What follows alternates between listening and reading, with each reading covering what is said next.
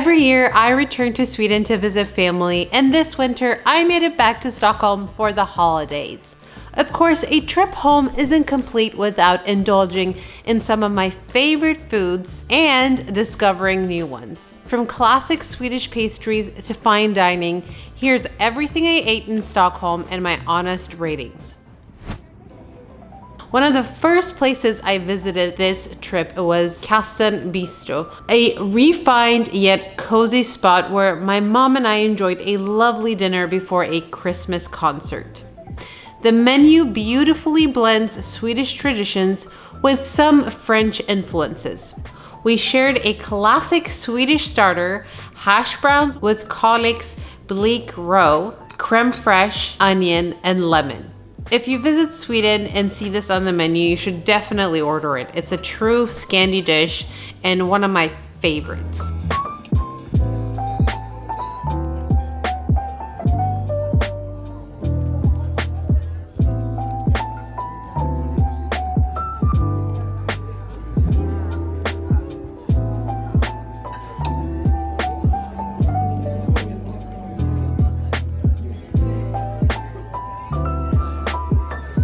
For mains, we had a quenelle of pike with lobster sauce and potato. This was delicate, light, yet rich at the same time. And even the boiled potatoes had an exceptional flavor despite its simplicity. We also got cod with trout roe, Brussels sprouts, saffron, brown butter foam, and potato puree. This was my favorite dish here. It was cooked to perfection, and this too was very light, and the saffron just pairs so well with the seafood. A perfect balance of flavors, and this was a 5 out of 5 for me.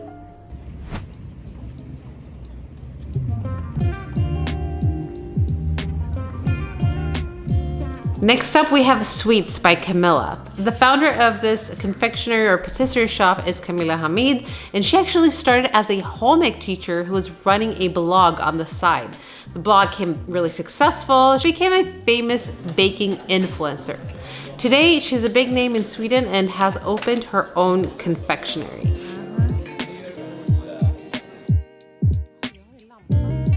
Here's what we got. We got a carrot cake and a seasonal saffron bun with lingonberry, caramel, and cream. Both pastries were delicious, leaning more on the sweeter side, which I think caters more to an American palate, which makes sense because a lot of her baking is very American inspired, I think, at least. Oh, that's so good.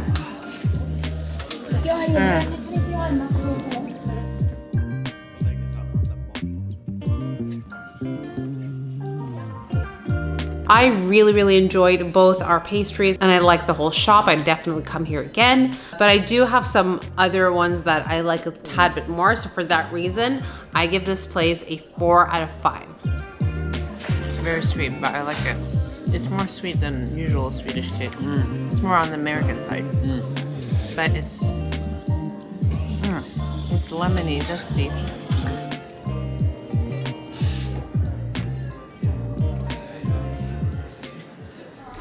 Vinterviksvägen is a cozy spot nestled in a charming garden in one of the southern boroughs of Stockholm.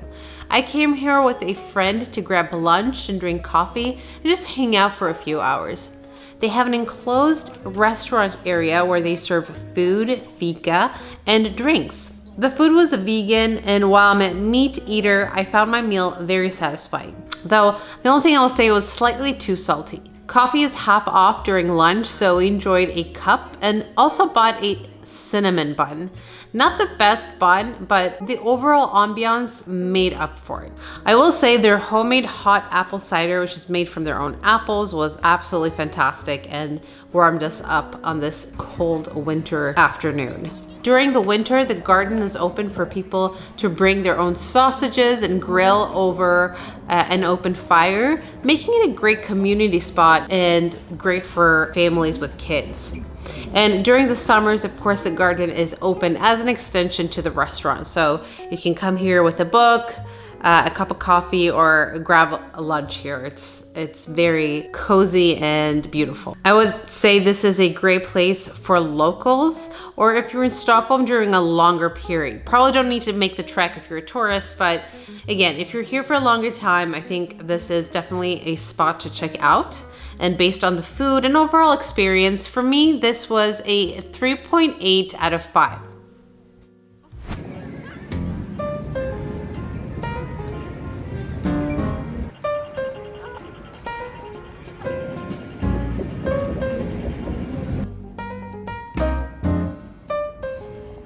Brunch at Greta's inside Haymarket was a New Year's Eve treat with my mom. The building, which is now Haymarket Hotel, it used to be called a pub. It was one of the major department stores in Stockholm. And in fact, when I was growing up here in Stockholm, this used to be pub. But today it is a hotel that also houses several great restaurants. Each restaurant has its own style and unique design, but they all have a sense of 1920s Art Deco to them. Greta's, which is where we had our brunch, is absolutely stunning and charming. Think Art Deco, French elegance meets cozy cafe vibes. There are menu changes seasonally. We had a classic Skagen toast, which is an open-faced sandwich with the famous Swedish shrimp salad. We also got a mushroom toast, which was topped with wild herby mushrooms, a creamy mustardy bechamel, and wonderful Gruyere cheese. Both toasts were excellent, and if I would see these on the menu again, I would definitely order them.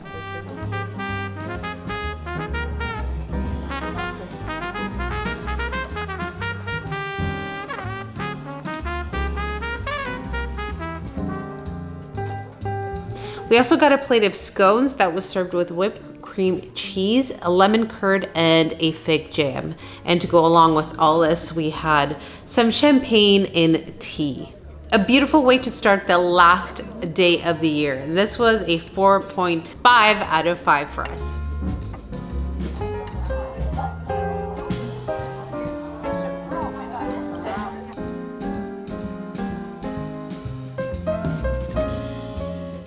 After our brunch, Bobby met up with us and we went to Sturegallerian for some New Year's drinks before heading back to Bobby's mom's place for New Year's Eve dinner. And while we were there, I remembered that Sturegallerian's princess cake has become a viral trend in Stockholm, so I had to order one. Princess cake is basically a classic Swedish cake, and at Sturegallerian, their version is served in a coupe glass, like a parfait, making it feel more like a decadent dessert rather than a slice of cake.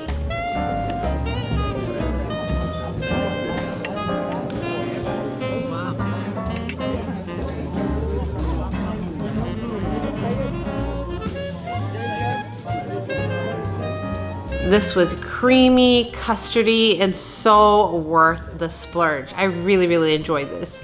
A bit on the pricier side, but if you don't mind spending the money and love dessert, this is one to get. Obviously, Sturegallerian is pretty centrally located and it's a bar, restaurant, so this may be something worth checking out. But if you just want to come here for the cake, I definitely recommend it. This was a 5 out of 5 for me.